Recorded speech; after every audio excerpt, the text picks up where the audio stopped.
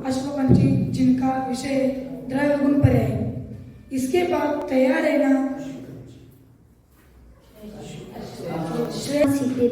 सभी को सादर जय जिनेंद्र। मैं सिद्धार्थी अश्वकंची।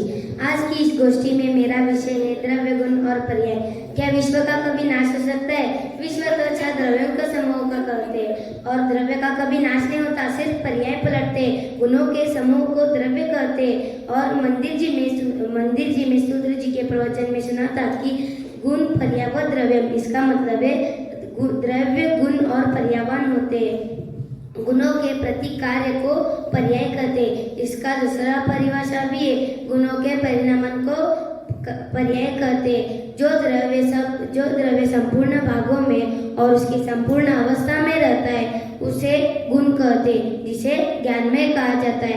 वह आत्मा समस्त प्रदेशों में तथा निगोद से लेकर मोक्ष तक की समस्त हालतों में पाया जाता है, जिसे ज्ञान आत्मा कहा जाता है। तो हमारे आत्मा में कौन से गुण है? हमारे आत्मा में ज्ञान जैसे अनंत गुण है, जिसे प्रत्येक गुण में उनके अलग अलग गुणों का भंडार है। तो हमारा आत्मा अनंत गुणों का भंडार है।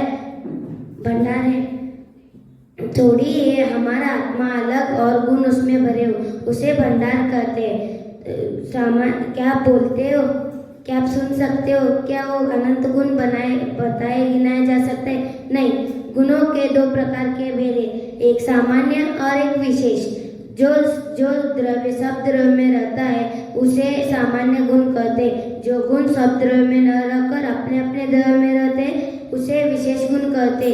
सामान्य गुण के अनंत गुण है, उसमें से मैं 6 मुख्य बोलना चाहता हूँ: वस्तुत्व, द्रव्यत्व, प्रमेयत्व, अगुलुरघुत्व और प्रदेशत्व।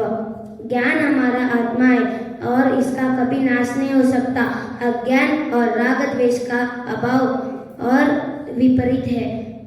इस प्रकार हमें हमारा आत्मकल्याण करना चाहिए और इस प्रकार हमें द्रव्य गुण पर्याय का स्वरूप जानकर, हमारा स्वरूप जानकर हमें हमारा आत्मकल्याण करना चाहिए। इस प्रकार मैं मेरे गोष्ठी का विराम करता हूँ। जय जिनेंद्र।